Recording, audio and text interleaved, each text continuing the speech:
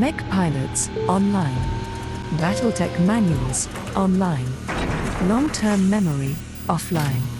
All systems bungled. Initiating BungleTech podcast.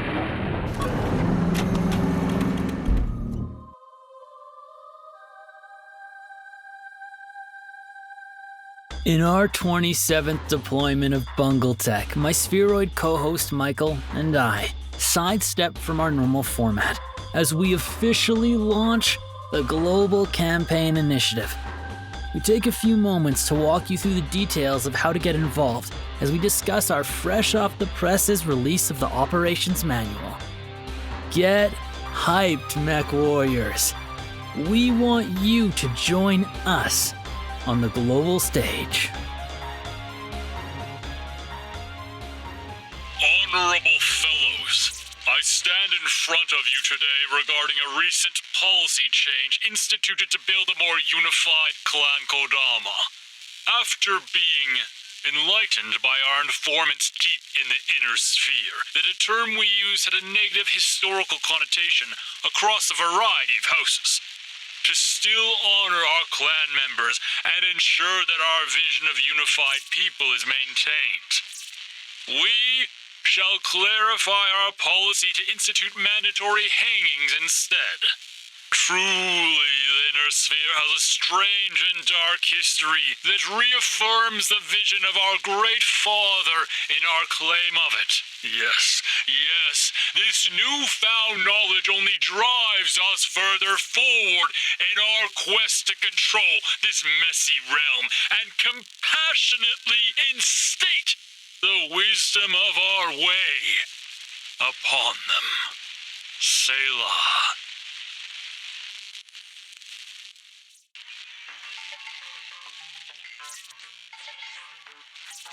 This is Professor Michael presenting The Sphere We Live in. Galatea, a glimmering jewel in the Isle of Skye. This complicated world is known for its vast ports, bustling salvage yards, glamorous arenas, and bloody mercenary routes.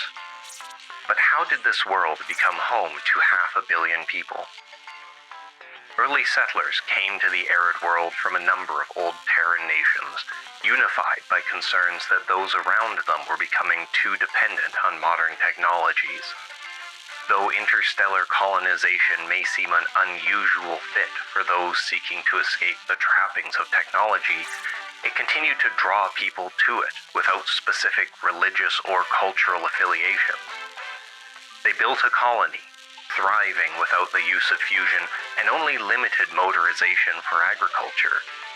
An idyllic world for those drawn to the peculiar lifestyle it offered. War first arrived on Galatea during the 24th century, during the third campaign of persuasion when the Terran hegemony sought to compel this growing colony to join under threat of invasion. To the hegemony's surprise, however, the colonists took up arms and fought the invasion to a grinding standstill using primitive case-loaded slug throwers and guerrilla tactics. This is the history of Galatea, a harsh, beautiful planet, a culture of opposition and extremes, a history of prosperity and war, a world of honor and corruption. This is the sphere we live in.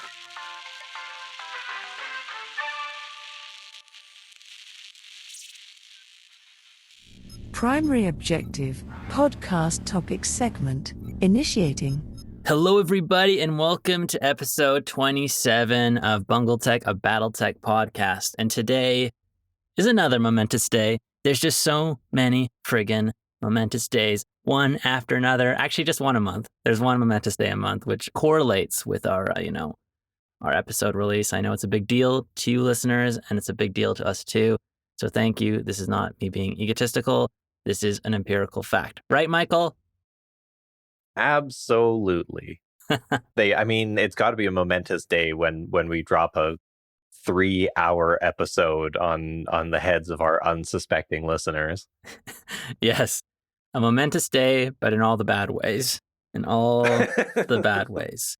So last month, we dropped a massive 3.5-hour episode. And this month, we're taking a little bit easy.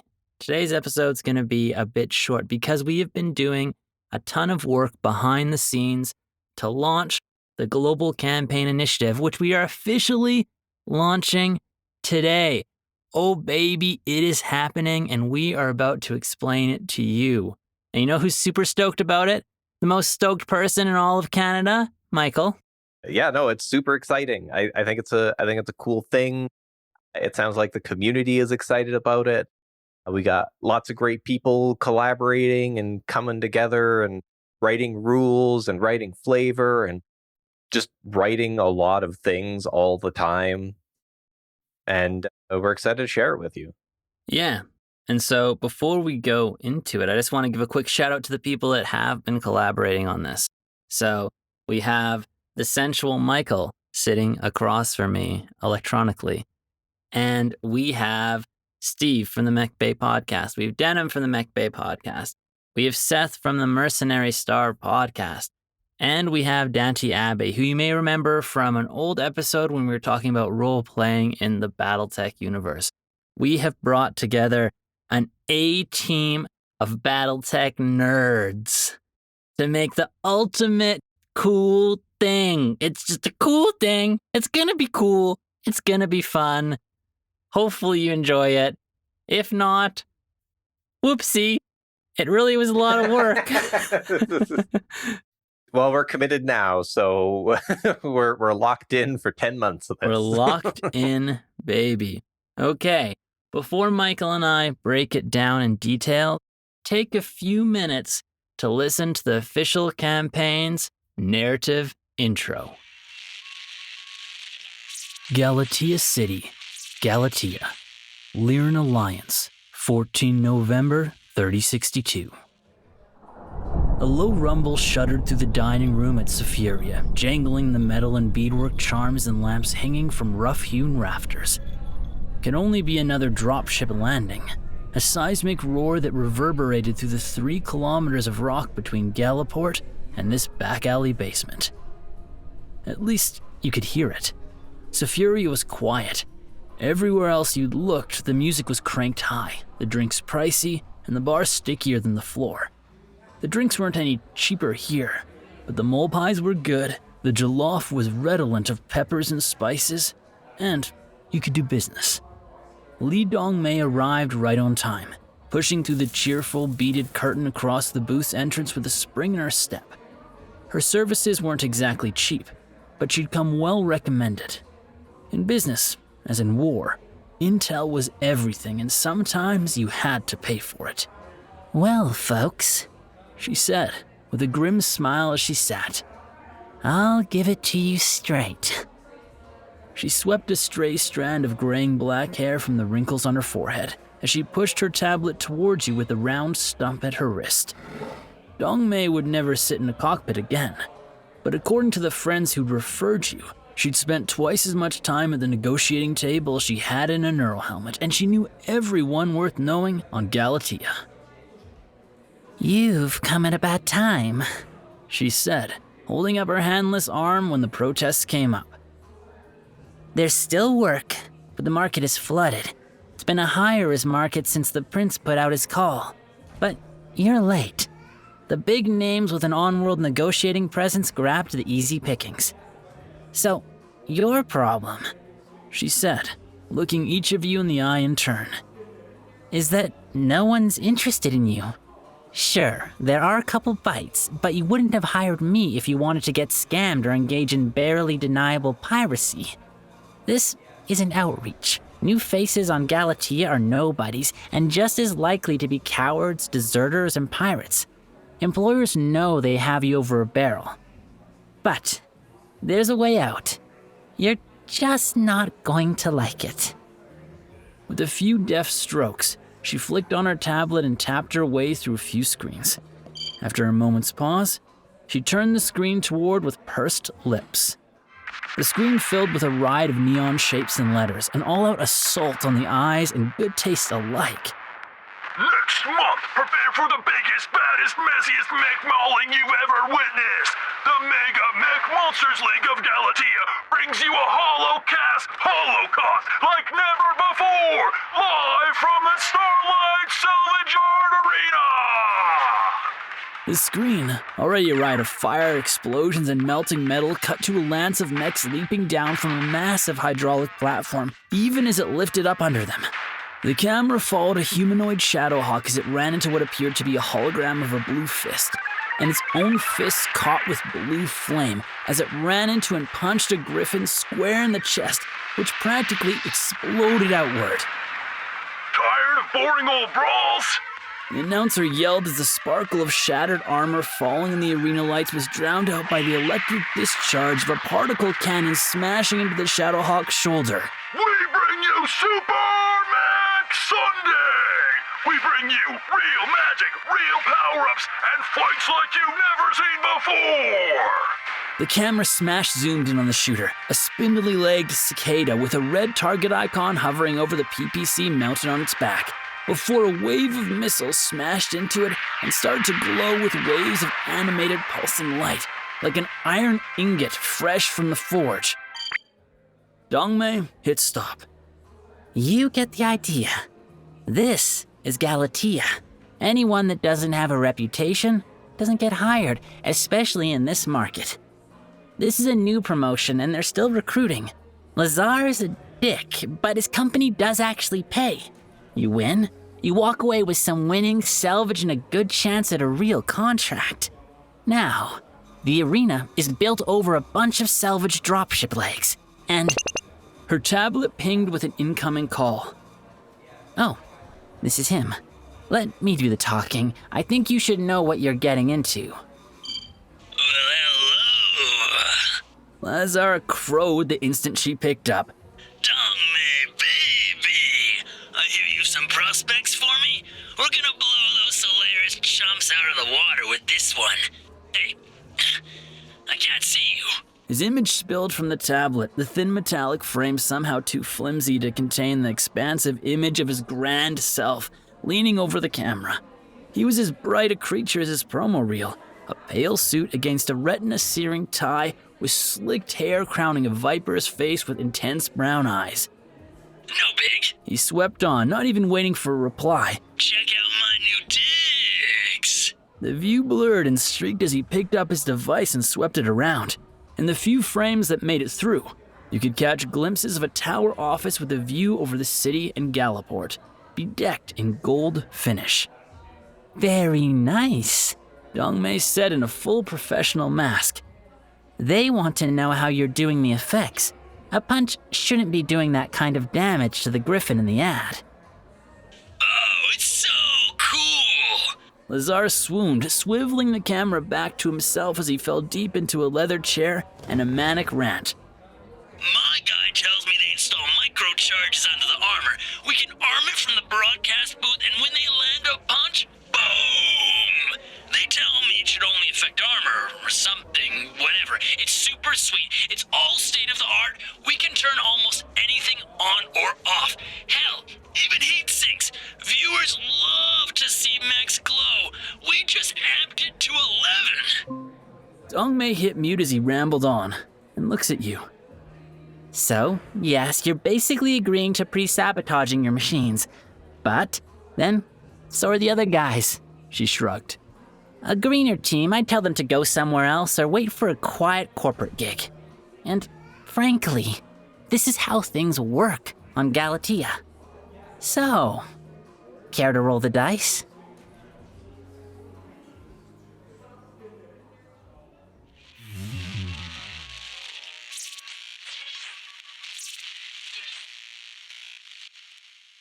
So, Michael, care to roll the dice? Absolutely. Now you know the setting. We are setting the campaign on Galatea, which is, honestly, one of my favorite settings in the BattleTech universe. And yes, it is because of Star-Lord, but come on, this is cool. So Michael and I are going to spend some time right now walking through the operations manual and the different elements that the campaign really contains. Grab your copy and read along with us. Yes, and it is shared. It is linked in our podcast description. So First, what really is the Global Campaign? The Global Campaign is a facilitated classic BattleTech and Alpha Strike tabletop experience that sits somewhere between an individually facilitated BattleTech role-playing campaign and a basic tabletop scenario. Each month, we release a new scenario directly to you, and the outcomes of your games influence not only your table, but also the entire global campaign. There are, at a core, 3 artifacts that we're going to provide to you for this campaign. You have the Operations Manual, which is what is linked in this episode description. This document serves as the cornerstone that complements all other elements of the campaign. It basically provides all the foundational information you need to participate in the campaign, including how to set up your force, what information you need to track, the custom rules that are being used and the standard rules that are being used, and more. Once again, that's already out. And then, every month after, we release 2 things in tandem, a mission brief and an after-action report. The mission brief basically contains all the specific scenario information. And the after-action report is how your table lets us know what happened during that scenario. And what's really important about that is that after-action report. Those are what's going to influence future tracks, future missions. So what happens on your table, the way you go about things, that's going to influence other tables and future paths. And just to sort of make sure that everyone's clear, this is ultimately for fun. You don't need to commit. We're not tracking your individual progress through. We're working on aggregate and stuff. So if your group can't get together for any given month, you miss some mission, you can either run that one later and catch yourself up, or just skip it if it ends up not being that important to your table. So, we're keeping up a fairly rigorous monthly schedule, but do what works with your table. Yeah. And the only thing that would really be impacted if you skipped a mission is that you wouldn't necessarily be able to influence that month's after action report. So essentially you missing a mission, let's say you discover this campaign in 10 months and it's already done, you can still take the scenario pack and play it through. And there'll still be tracks set up where you can experience it that will adapt depending on the individual outcomes of your lance on the table. It just won't influence the global campaign anymore because that's already happened in the past. So you can take your own pace. But if you really want to influence other people's tables, influence this global initiative, then in that situation, you're going to need to be playing a mission once a month with your table. And so this first release here this month, there's no mission associated. It's just 1 month to get your crew ready, get them trained up, get your mechs selected and loaded out. After that, you'll be able to participate in all the missions on a regular schedule. Exactly. As we expect you to. So the first mission is being launched on March 27th, and it's the 27th of each month. It coincides with the BungleTech release schedule. So those core elements aside of what you will have provided to you to participate in the Global Campaign Initiative, we also built this campaign with some rules of engagement, some philosophies that not only govern the design of the campaign, but also aim to influence your table. When you're playing on your table, to keep these elements in mind, to make sure everything flows smoothly. For example, we want the campaign to be open-ended in terms of the rule base. We set things and stuff like that, but at the end of the day, you decide which rules you want to apply. We set it up for rotating game facilitators, so you can take turns. One month someone can GM, the next month someone else can GM. We're making it fail forward.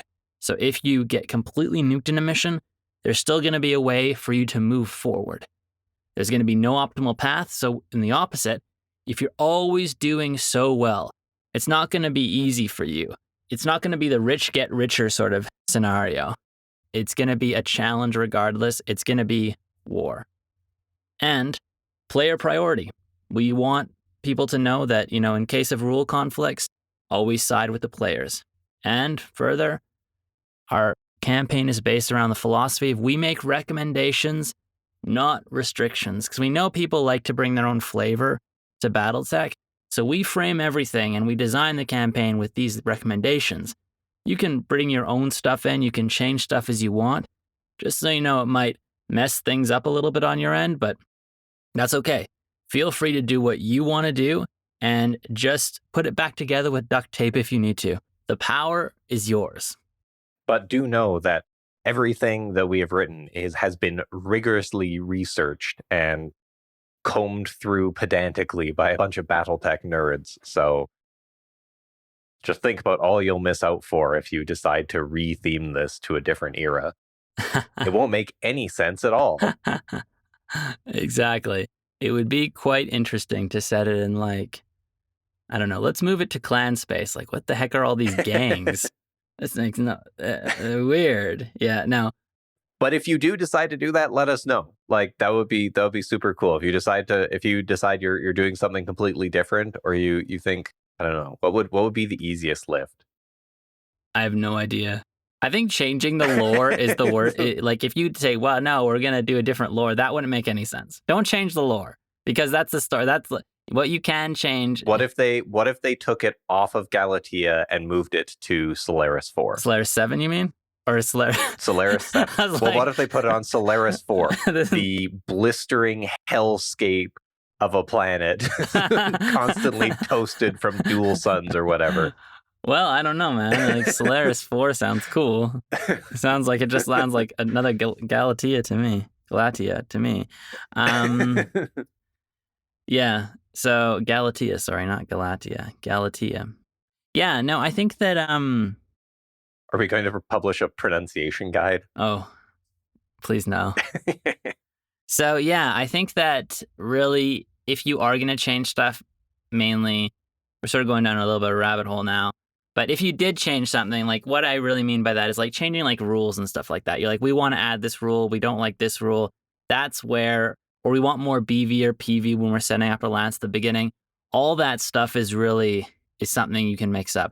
But if you decide to, like, yeah, we're gonna, every time we see the word Galatea, we're gonna change it to Solaris 4 in our head. And every time we see this person, we're gonna change it to Catherine Steiner Davian. It might get a little bit insane.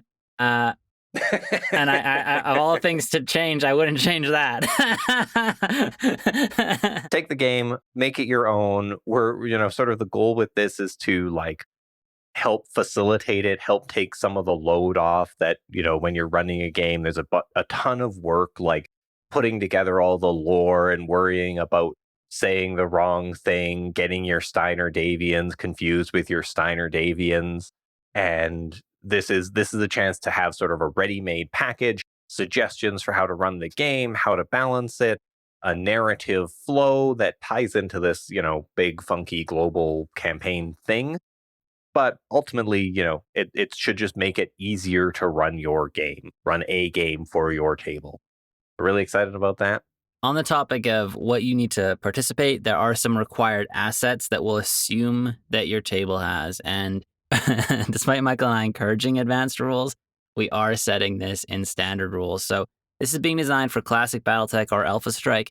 When you look at the package, you'll see the stuff that we assume you will have to be able to play the game. And we're basing rules on that. So lots of times you'll see, for example, when we tell you to set up your force, we give you the force building value.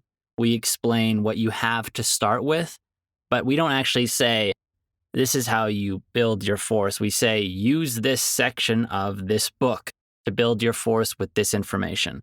And we've restricted it to 2 elements for either Alpha Strike or Classic.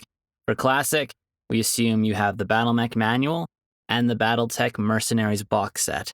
For Alpha Strike, we assume you have the BattleTech Alpha Strike Commander's Edition and the BattleTech Hotspots Hinterlands. Those are essentially the 2 official resources that are Catalyst made that you'll need to have to be able to participate in this campaign without it being a big pain in the butt for you. Yeah, I was just going to say, most of what this adds is sort of the rules for lance building and running a mercenary company and battlefield support and salvage and stuff. So, if you really don't have one of these books, you can make it work. It's just, we're assuming that most people playing these sorts of campaigns will have access to one of these, and it makes it a lot smoother for sort of gluing together the campaign bits. Yeah. As Michael says, you could make it work for sure without these books, but you're going to be Googling a lot. You're going to be chatting to people. Honestly, have these resources. It's going to make it way less painful for you and way, way smoother. But if you don't want to, you want to use other alternative stuff, you're just going to be cross-referencing stuff, hunting stuff down more, because we'll reference page numbers and all that stuff, the stuff you need to know too. And we're not going to reference that across 20 different books where it could potentially be. We're focusing it on those areas. So we also in the global campaign, we explain there's certain information you need to track, and that will basically, you tracking this information is very important because in between missions will give you you'll need to be repairing your mechs and doing stuff like that. And so there's certain information you need to track to make sure this happens.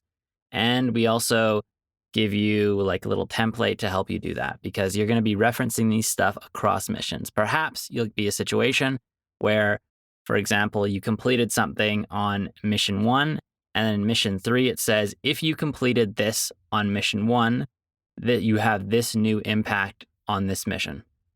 So stuff like that can happen. So you basically need to, after each mission, you just need to basically write down what happened in the mission. But it's pretty simple. It's like you're tracking your mission outcome, your completed objectives, the status of the Op4, and just some high-level like strategic summary and pivotal moments.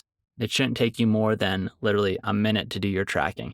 And the assumption is that you're doing that because that will really help tie in cool little unique narrative beats and scenario specifications that are going to hit you and blindside you in missions. So that's something that's really going to be a cool little thing to do, I think. On top of that, we also have some campaign-specific rules. And one of the principles of this campaign was to not create lots of custom stuff, to really leverage the official BattleTech systems as much as we can. But because we're facilitating a global campaign initiative and there's nothing that was really designed for this, and because it has rotating GMs and all these other elements that the system wasn't really designed for, we did add a few little custom rules in here. And I want to talk about the two most important ones, which is the Strategic Advisor rule and the Trauma System rule. So, Strategic Advisor rule is pretty simple. When you are facilitating the game, you are a game facilitator. You're not necessarily adversarial. You're trying to create a good experience for the players. And one way we've tied that in is that when your pilot is not on the table and you're instead facilitating it, you actually are able to provide certain strategic boons to the table. They're limited, but you get to decide them at your discretion. Because once again, you're still essentially playing on their team, even though you are operating the Op4. That way, there isn't as much of a disconnect. You're a part of it. You can't escape your position. And this also sort of encourages, your character to still participate. If you do opt for rotating GMs like we recommend, no one has to have their character sit a mission out, not entirely. You're somewhere on comms yelling at people to shoot better or run faster. Exactly. Run faster. No, you're the throttle. You didn't know you can always go beyond the factory limits. You just got to put in the secret code. What's the contra code? Up, down, left, right, A, B, start? I don't know. BA, start. Boom, there you go. Contra code. Contra code. I thought you were an arcade game player. I thought you'd been at this for a long time. Listen, Contra, not a fan of it. I'm going to be honest. I mean, it's not just the Contra code, it's the Konami code. You telling me you don't like any Konami games? Name a good Konami game. Exactly. Okay, we're just. I thought the controversial opinions podcast was last month. Konami no longer exists, right? I think that's probably why we can't name a game.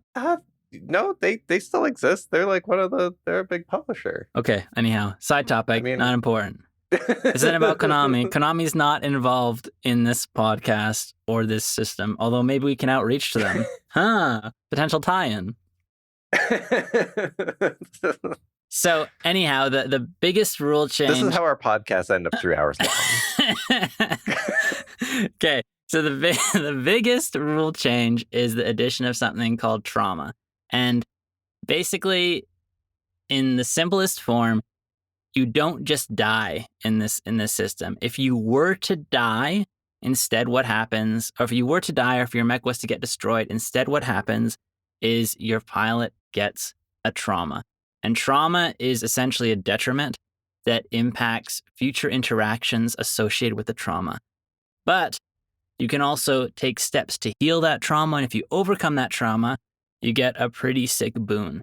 We set this up because we realize, there's always that lucky gauge shot to the head. And if you're creating a pilot that you're narratively based in, all of a sudden they just get headshot, and then they're straight away dead, that can be really frustrating as a player on a table. And usually you have a GM step in and sort of protect the players in those situations. But because it's going to be a rotating GM situation with different philosophies of GMing, we put the trauma system in to essentially protect the players. So really, long story short, as a classic player, you really sort of start out with 3 lives. And as an Alpha Strike player, you start out with 5 lives.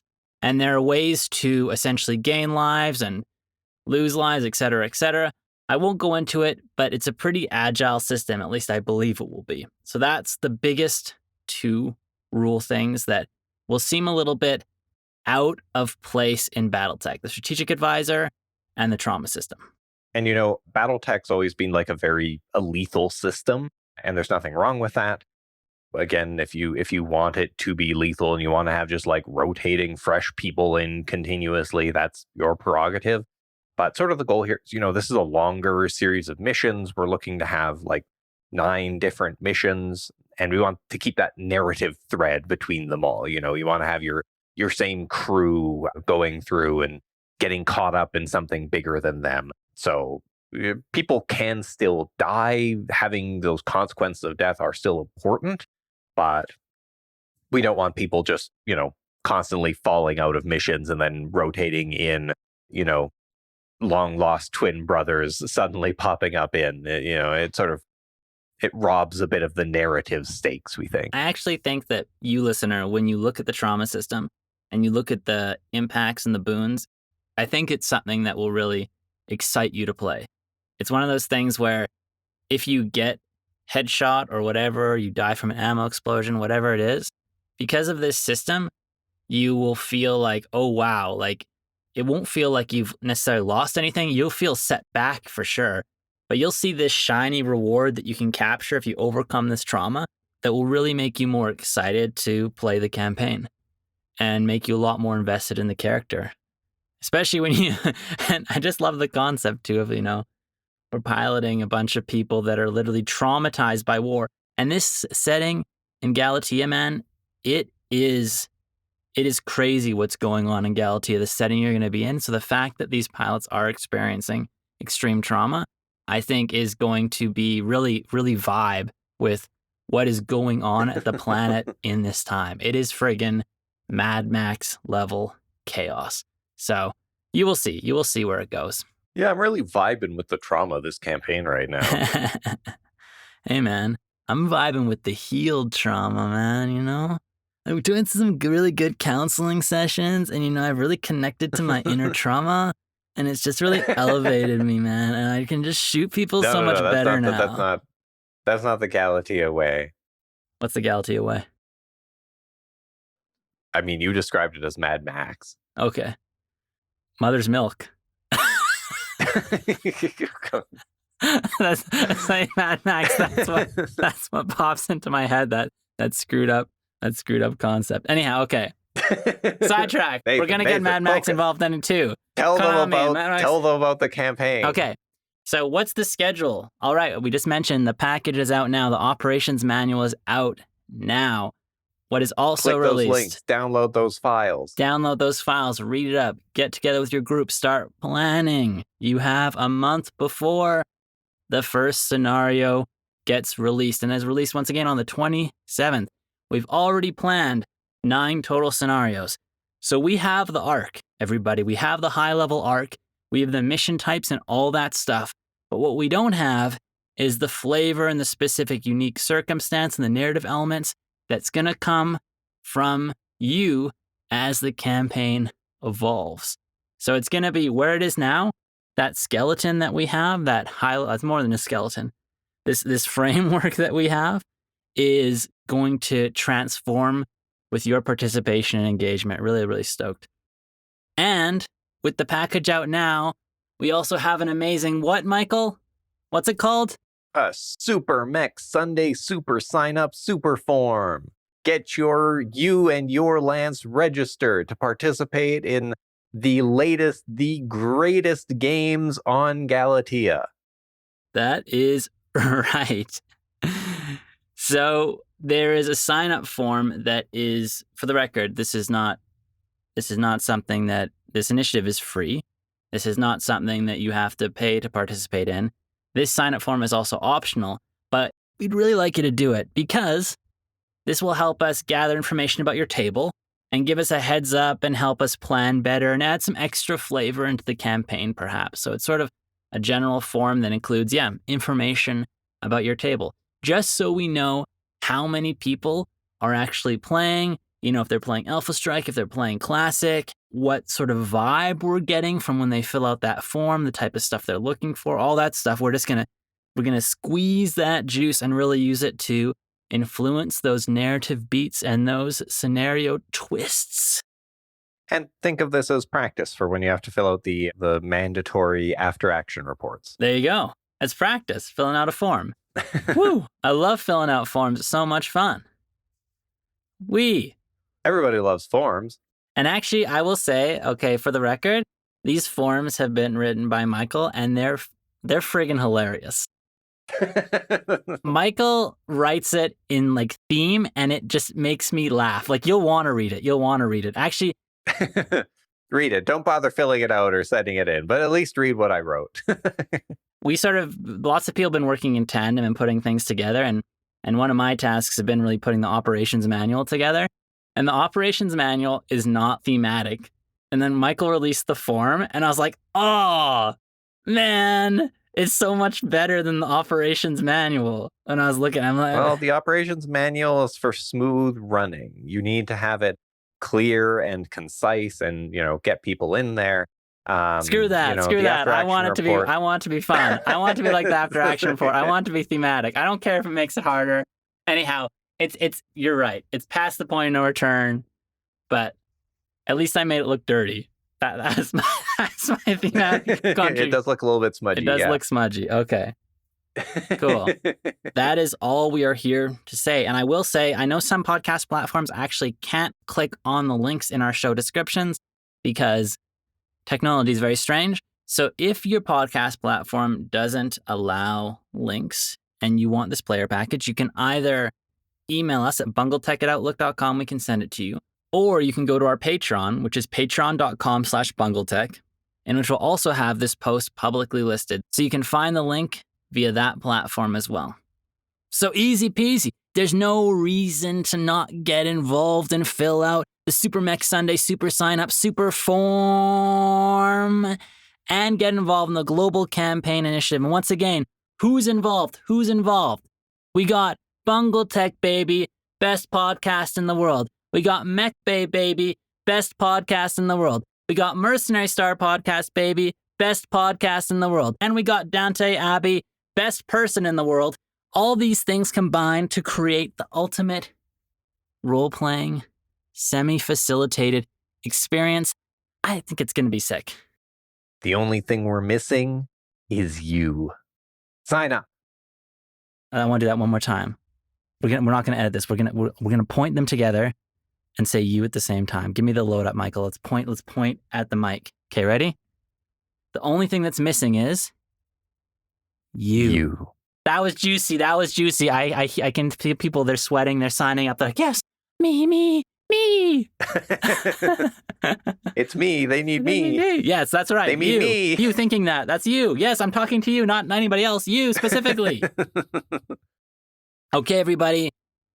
Sorry about the short episode this month, but as Michael, alluded to earlier or blatantly stated, this was a lot of work setting this up. But the cool thing is, man, we've really created the core elements. The rest of the stuff is going to be so much smoother going forward. And a big thank you to all the contributors. Big thank you to everyone who stated their interest in this. I think it is gonna be rad. But what do you think? Michael, say you again. You. Yeah. From the sensual Michael's voice himself, how can you deny participating?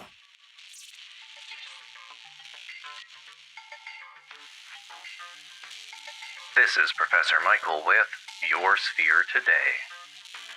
Bad news for fans of the Waco Rangers. After years of litigation, the Mercenary Review and Bonding Commission has dismissed with prejudice the complaints brought by Wayne Waco against Wolf's Dragoons, accusing them of sabotaging Allied units during the Battle of Coventry. The Rangers suffered devastating losses during joint actions against Klan forces, and the company's founder brought MRBC complaints against the Dragoons 3 years ago. With this latest decision, however, it seems unlikely the complaint will have any impact on the Dragoons' standing. The Rangers have not indicated whether they have any further recourse and were not able to be reached for comment.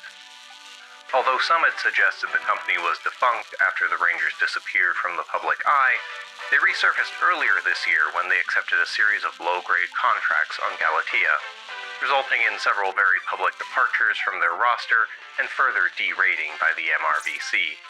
Mercenary experts have suggested that the elderly founder Wayne Waco is the only person still holding the company together. Now on to more of Your Sphere Today.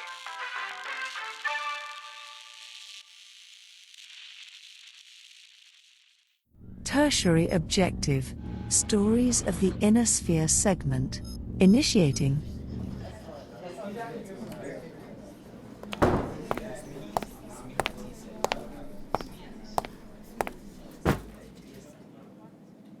All right, trainees. Today, we're going to discuss survival tactics of the SHD-28 Shadowhawk, or as I like to call it. Pressing a button on a small remote, SLDF Sergeant Van Munson activated the projector to display a pilot rocketing away from a burning mech. Eject, eject, eject! There was a slight murmur from the room as prospective MechWarriors looked on with confusion. Finally, one spoke up. Sir, why is the lesson plan called? Because eject is what you will do in most situations where the integrity of the Shadowhawk is compromised. The sergeant stated bluntly.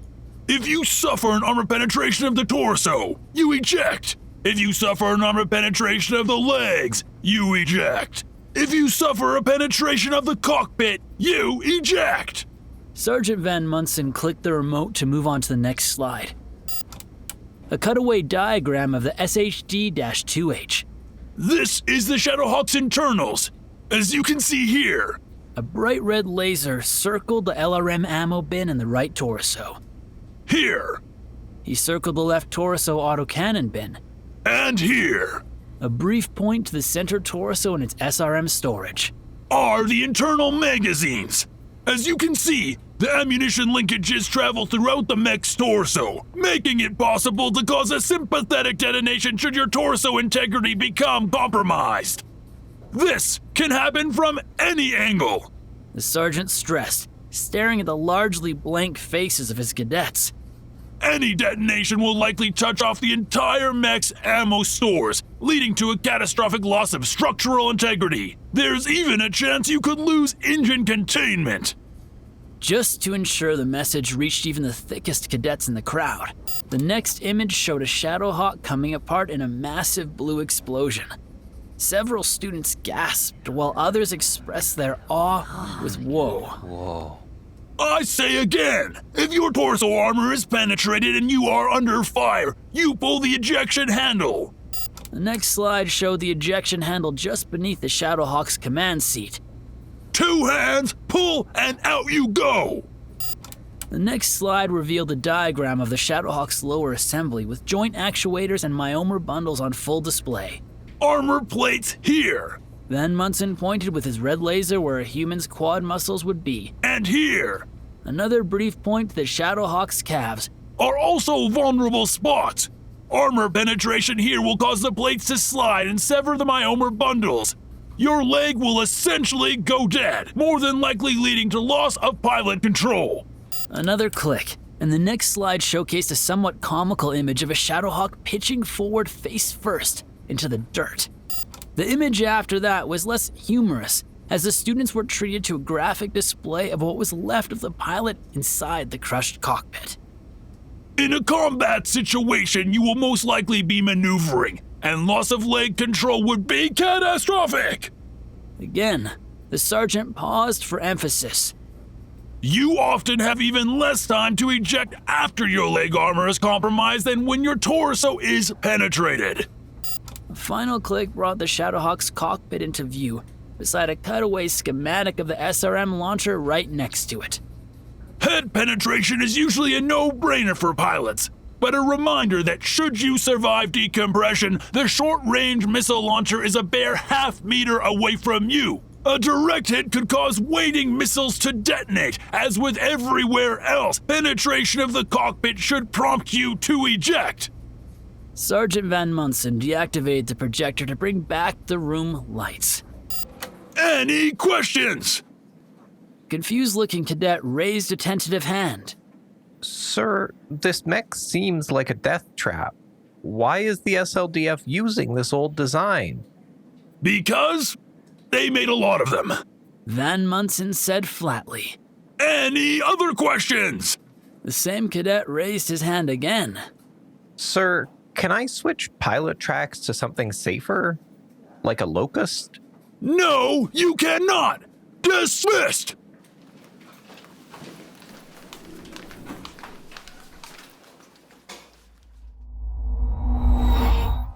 Mankind has long known the benefits of specialization in warfare, and yet, even after centuries, soldiers will always return to a weapons platform that can fulfill the needs of the moment. The Shadowhawk is just one such platform, able to fulfill multiple roles from reconnaissance to fire support. The adaptable Shadowhawk truly exemplifies the old adage, Jack of all trades, master of none. Introduced by Lang Industries in 2467, the Shadowhawk's initial SHD-1R configuration had a top speed of 64.8 kilometers per hour, 14 tons of armor, and mounted a single autocannon 5 and a medium-class laser. 3 jump jets made it one of the most mobile and maneuverable mechs ever designed at the time, a trait that future variants would continue. However, the SHD-1R suffered from a design fault in its armor plating that would sever the mech's leg myomer following severe damage. This fault, as well as improvements to battle mech technology over the next century, would lead to a mass recall and redesign in 2550 that would later be dubbed the SHD-2H.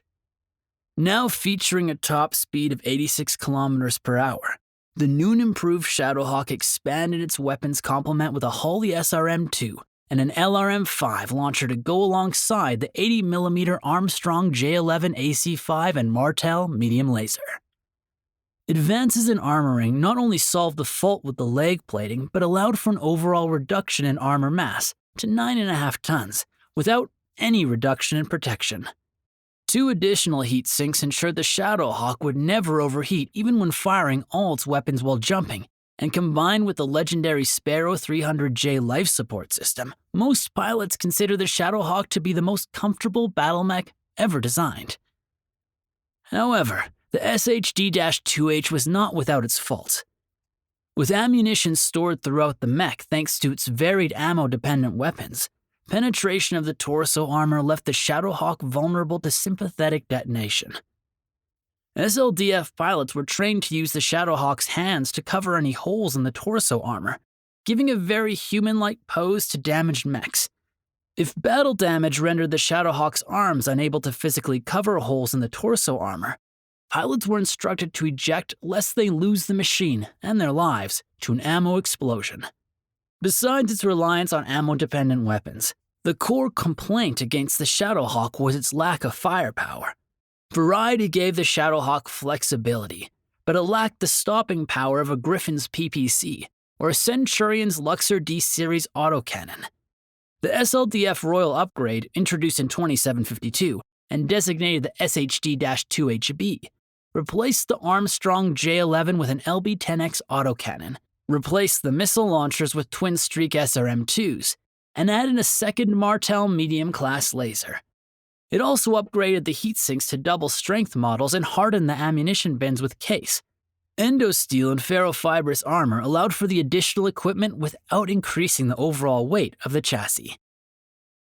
Following the fall of the Star League and destruction of Lang Industries' factories, the Great Houses looked to upgrade their stores of Shadowhawks without the benefit of Lost Tech. The Davians introduced the SHD-2D in 2796, giving the Shadowhawk a second SRM-2 launcher and an additional ton of SRM ammo at the cost of 5 tons of armor protection, making the mech extremely vulnerable to fire. The Curitans, meanwhile, replaced the medium laser autocannon and SRM launcher with a Donnell PPC and 5 extra heatsinks. Dubbed the Griffin knockoff by Lyran MechWarriors, the SHD-2K would go on to be one of the Draconis Combine's more successful Succession War-era redesigns.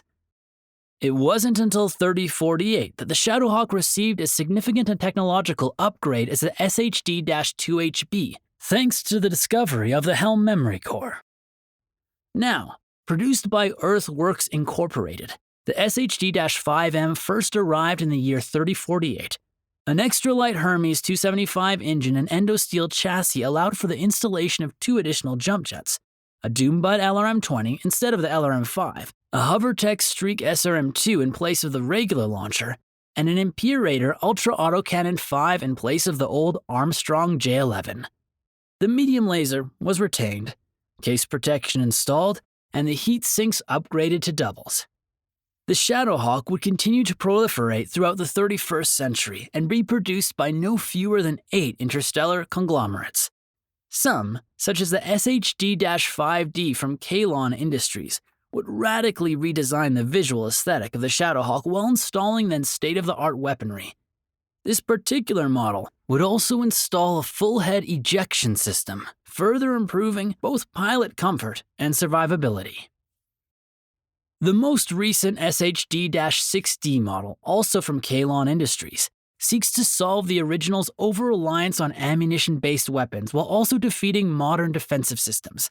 A medium and large re-engineered laser replace the original AC-5 and laser, both of which bypass modern reflective armor, while an MML-5 system replaces the LRM-5 to offer far greater battlefield flexibility.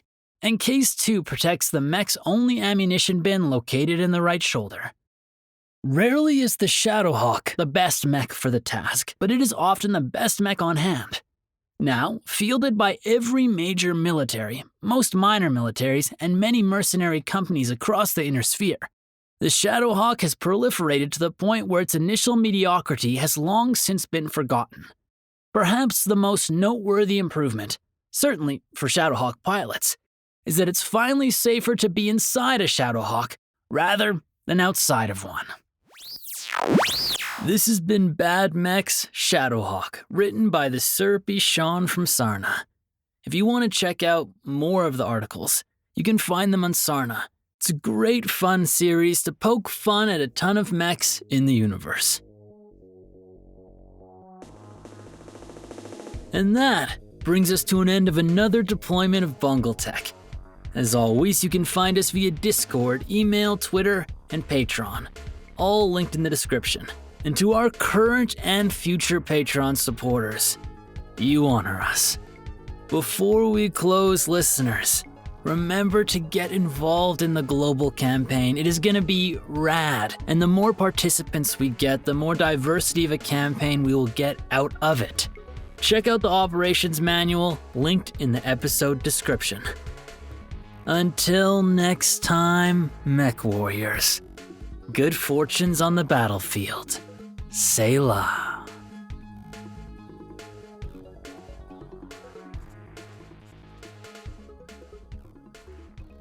All podcast objectives complete.